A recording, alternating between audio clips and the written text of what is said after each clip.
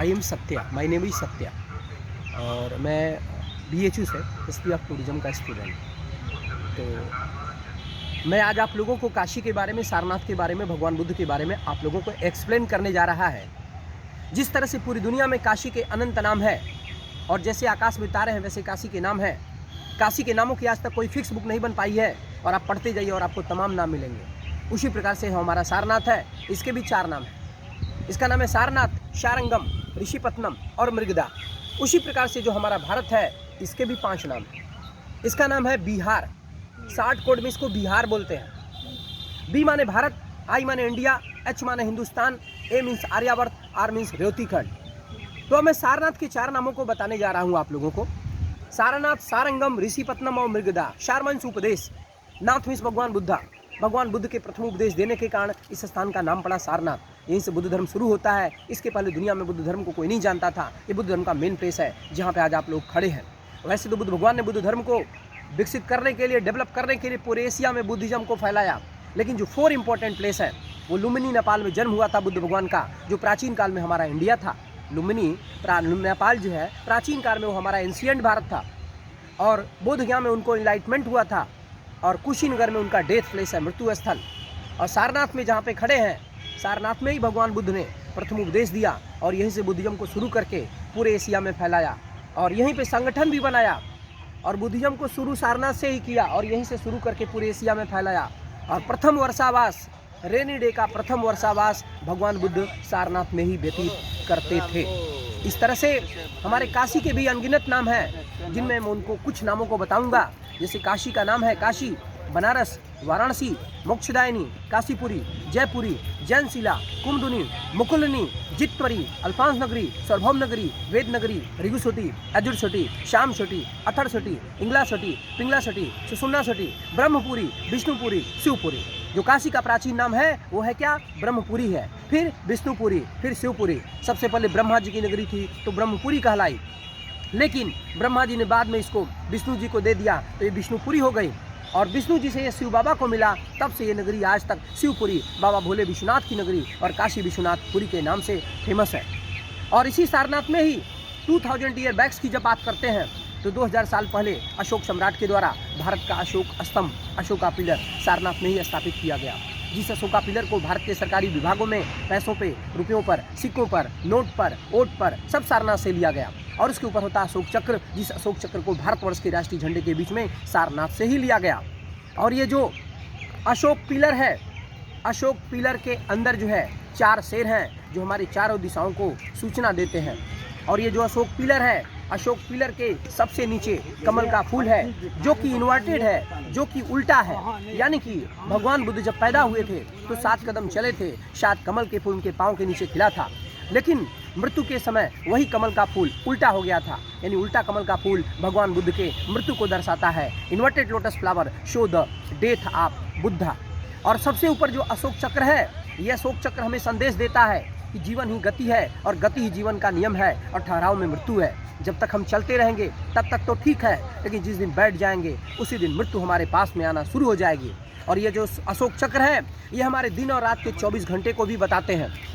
ये जो अशोक चक्र है जो हमारे बुद्ध भगवान थे, बुद्धा के 24 विशेष लक्षणों को भी बताते हैं। ये हमारे मानव धर्म के 24 धर्मों को भी बताते हैं। ये जो अशोक चक्र है, हमारे जो पुराण है उसमें 24 ऋषि थे।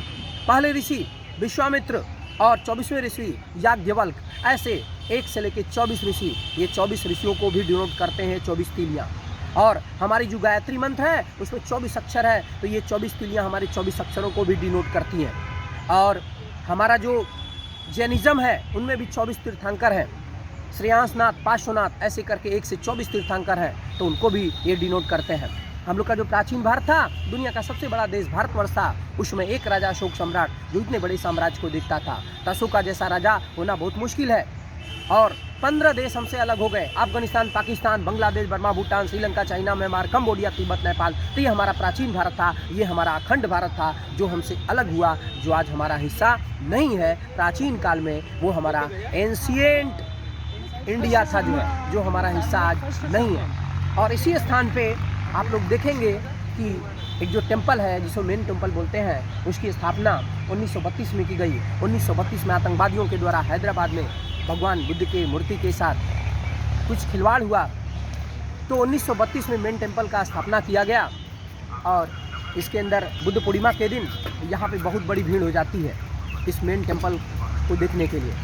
और जितना भी एशिया का मॉन्क्स होता है वो सारे मॉन्क्स लोग आते हैं और एक एक करके लोग जाते हैं और दर्शन करते हैं। उसके आगे चलते हैं तो अगला जो मूर्ति है एशिया की लार्जेस्ट स्टैचू में बुद्धिज्म में 5वां स्थान, इसको बनने में 20 साल लग गया। 1000 पत्थर का टुकड़ा लगा है, ज़मीन से इसकी ऊंचाई 86 फीट है। ध्यान से देखेंगे तो ये मूर्ति चलते हुए अवस्था में बनाई गई है, एक पैर आगे है और एक पैर पीछे है, यानी ये मूर्ति चलते हुए अवस्था में बनाई गई है। भगवान बुद्ध वॉकिंग कर रहे हैं। पूरा टोटल जो स्टोन्स लगे हैं इसमें 1000 स्टोन्स लगे हैं। पूरा इसको ज्वाइंट किया गया है, जोड़ा गया है 1 बाई 1 करके। लेकिन सबसे अच्छी बात कि बुद्ध भगवान जब पैदा हुए थे तो जन्म लिए थे, जन्म लेते वो 7 कदम चले थे, 7 कमल के फूल उनके पाँव के नीचे खिला था। लेकिन उनके जन्म से पहले उनके घर एक ब्राह्मण सन्यासी आता है, कहता है कि लाख रुपए कर डालो, आपका बेटा मानव जनजीवन व्यतीत नहीं करेगा और वो सन्यासी बन जाएगा। इस तरह बुद्ध भगवान उस राजमहल में 29 साल तक बिताते हैं। 29 साल में जो अंतिम दुख था वो क्या था, लोग डेड बॉडी लेके जा रहे थे, रो रहे थे, चिल्ला रहे थे। ये दृश्य उनको सबसे दुखी किया और 12 बजे रात को बेटा राहुल और पत्नी यशोधरा को छोड़कर संन्यास के लिए निकल पड़ते हैं। और उसी में बुद्ध भगवान कहते हैं कि ये संसार दुखमय है, दुख किसी को भी छोड़ने वाला नहीं है, चाहे राजा हो या रंक है, दुख सबके पास जाएगा। और दुखों का कारण कौन बनता है? हम लोगों में से कुछ ऐसे मनुष्य हैं जो मानव होते हुए दानव जैसा व्यवहार करते हैं, जो बुद्ध भगवान के बताए गए रास्तों पर नहीं चले, इसलिए संसार दुखी है, हम लोग भी दुखी हैं। क्या बोला था बुद्धा ने? जो हम लोगों ने पालन नहीं किया जिसका मूल कारण दुख है। पूरा संसार भी दुखी है, हम लोग भी दुखी हैं। 3 चीज़ें बोला था जो हम लोगों ने फॉलो नहीं किया। बुद्धम शरणम गच्छामि, बुद्ध की शरण में चलिए।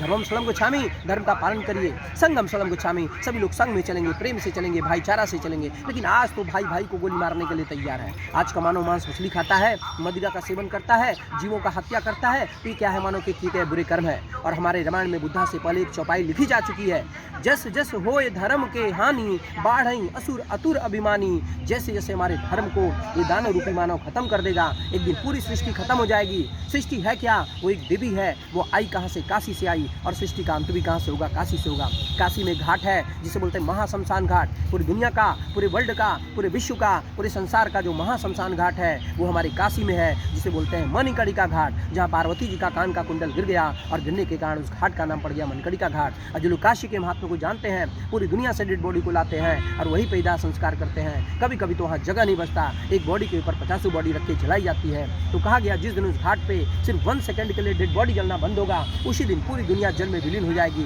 पूरा वर्ल्ड समुद्र बन जाएगा, जल ही जल हो जाएगा। दुनिया का कोई भी हिस्सा नहीं बचेगा। सिर्फ बचेगा क्या? हमारा काशी बचेगा, क्योंकि काशी अविनाशी है। काशी का कभी विनाश नहीं होगा। पूरी दुनिया सिर्फ खत्म हो जाएगी, सिर्फ काशी बचेगा, क्योंकि काशी अविनाशी है। काशी का कभी विनाश नहीं होगा, क्योंकि काशी शंकर भगवान के त्रिशूल पे खड़ी है। देखने में आपको धरती लगती है लेकिन धरती नहीं है, इसको स्वर्ग से भी बेहतर नगरी माना गया है। इसलिए हमारे गीता वेद पुराण रामायण में लिखा गया है कि काशी के दर्शन सबको नहीं होते, काशी के दर्शन उन्हीं लोगों को होते हैं जिनके पूर्वजों के द्वारा बहुत बड़ा धार्मिक कर्म, बहुत बड़ा पुण्य कर्म और बहुत बड़ा आशीर्वाद होगा आप लोगों के पूर्वजों का, जिनके धर्म कर्म से आप लोग काशी आए। अन्यथा काशी दुर्लभ है, काशी सबको मिलता नहीं। बहुत लोग तो ऐसे हैं कि बीच रास्ते से आके लौट के चले जाएंगे, लेकिन काशी आना उनको असंभव है, काशी आना उनके लिए दुर्लभ है। तो काशी सबको मिलता नहीं है। और मोदी बाबा जैसे बोलते हैं कि मुझे माँ गंगा ने बुलाया है काशी में, लेकिन आप लोगों को कौन बनाया है? आप लोग को बुलाने वाले हमारे काशी के 33 कोटि देवी देवता, यानी उसको कहीं कहीं लिखा गया है 33 करोड़ भी, यानी पूरी दुनिया को मिला करके कितने देवी देवता हैं? 33 कोटि। 33 कोटि का मतलब होता है कि विशेष, 33 करोड़ का मतलब डिफरेंट हो जाता है। तो 33 कोटि या 33 करोड़ देवी देवताओं की जन्मभूमि है, यानी कि पूरी दुनिया के जितने भी देवी देवता हैं सारे यहीं पे निवास किए, सब ने यहीं पे तपस्या किया, साधना किया। तो आप लोग किसके आशीर्वाद से आए? अपने पूर्वजों के धर्म कर्म के आशीर्वाद से और 33 कोटि देवी देवताओं के आशीर्वाद से आए। अन्यथा काशी दुर्लभ है, काशी सबको मिलता नहीं है। और यही वो स्थान है, यही हमारा काशी है, जहाँ पे हमारे 4 वेदों की खोज की गई। और वेदों के नाम पे भी काशी का नाम पड़ा, जिनमें मैं पहले बताया था। इसका नाम प्राचीन काल में वेद नगरी भी था, ऋगु सिटी भी था, यजुर सिटी भी था, शाम सिटी भी था, अथर सिटी भी था। और वेदों की खोज भी हमारे काशी में हुई।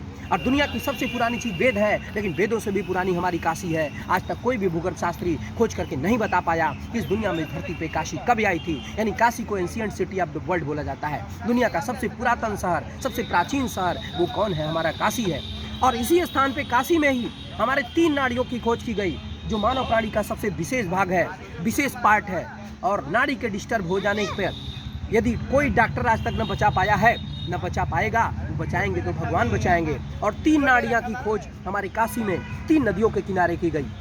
वो नदी कौन है? हमारी अस्सी नदी, वरुणा नदी, मच्छोदरी नदी। इन नदियों के किनारे हमारे ब्रह्म ऋषियों ने घोर तपस्या किया, और तपस्या करते करते मिला क्या? मानव प्राणी के अंदर नाड़ियों का विकास, यानी नाड़ियों की खोज काशी से हुई। वो नाड़ियाँ कौन है? इंगला नाड़ी, पिंगला नाड़ी और सुषुम्ना नाड़ी। नाड़ियों के रोल क्या है? नाड़ियों के द्वारा हम योग करते हैं, साधना करते हैं, समाधि लगाते हैं, तपस्या, कंसंट्रेशन, तपस्या, कंसंट्रेशन, मेडिटेशन, पूजा पाठ, वर्शिप, स्टडी, सारी क्रियाएं हम नाड़ियों के द्वारा करते हैं। तो नाड़ियों की खोज, वेदा की खोज और एजुकेशन की भी उत्पत्ति दुनिया में सबसे पहले कहाँ पे हुई? वो हमारे काशी में ही हुई।